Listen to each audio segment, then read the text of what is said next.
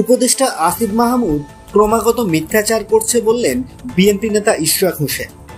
Mayor হিসেবে শপথ পড়ানোর আন্দোলনকে ঘিরে ক্রমাগত মিথ্যাচার করছেন স্থানীয় সরকার উপদেষ্টা আসিফ মাহমুদ সজীব ভুঁইয়া, এমন দাবি করেছেন বিএনপি নেতা ইশরাক হোসেন। তিনি বলেন, এই ইস্যুতে উপদেষ্টা বারবার আইনি জটিলতার কথা শুনিয়েছেন, অথচ দেশের সর্বোচ্চ আদালত সুপ্রিম কোর্টের আপিল বিভাগে বিষয়টি নিষ্পত্তি হয়ে গেছে। তারপরেও যদি বলা হয় এখানে আইনি জটিলতা রয়েছে, তাহলে বলবো তার মতো মুখ্য উপদেষ্টা বাংলাদেশের কেউ কোনোদিন দেখেনি। বুধবার দুপুরে নগর ভবনে ইশরাকের শপথ পড়ানোর দাবিতে তার কর্মী ও নগর ভবনের কর্মচারীদের বিক্ষোভে যোগ দিয়ে তিনি এসব কথা বলেন।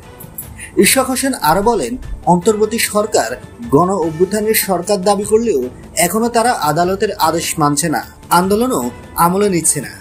অন্যদিকে দেশের সবার দাবি সরকারের কানে পৌঁছালেও ঢাকাবাসীর দাবি কোনোভাবেই সরকারের কাছে পৌঁছাচ্ছে না বলেও অভিযোগ করেন তিনি। আন্দোলন ঘিরে 1 সেকেন্ডের জন্যও কোনো জরুরি সেবা বন্ধ হয়নি দাবি করে তিনি আরো বলেন, আমাদেরকে মিথ্যা আশ্বাস দিয়ে আন্দোলন থেকে দূরে সরিয়ে রাখা হয়, তারপরও কোনো যৌক্তিক সমাধান এনে দেয়নি বর্তমান সরকার।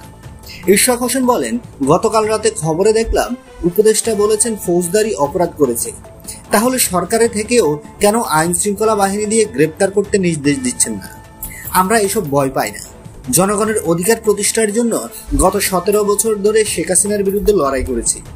এখন তার মতো এমন শিশু উপদেষ্টার সঙ্গে কথা বলাও আমাদের জন্য অপমানজনক। বক্তব্য শেষে দক্ষিণ সিটি কর্পোরেশনের কর্মচারীদের নিয়ে 75 নম্বর ওয়ার্ডে মশক নিধন কর্মসূচি উদ্বোধন করেন ইশরাক হোসেন।